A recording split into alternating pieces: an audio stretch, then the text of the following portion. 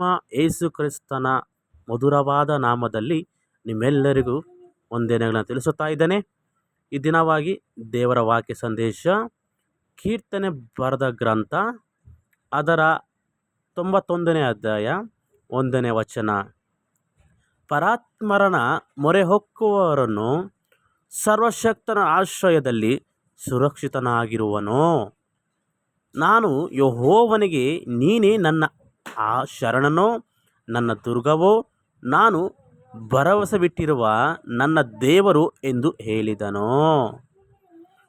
ನಿನ್ನನ್ನು ಬೇಟೆಗಾರನ ಬಲೆಯಿಂದಲೂ ಮರಣಕರ ವ್ಯಾಧಿಯಿಂದಲೂ ತಪ್ಪಿಸುವನು ಆತನೇ.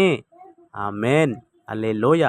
ದೇವರು ಈ ವಾಕ್ಯಗಳನ್ನು ನಿಮ್ಮನ್ನು ನಿಮ್ಮ ಕುಟುಂಬನ ಆಶೀರ್ವಾದ ಮಾಡಲಿ.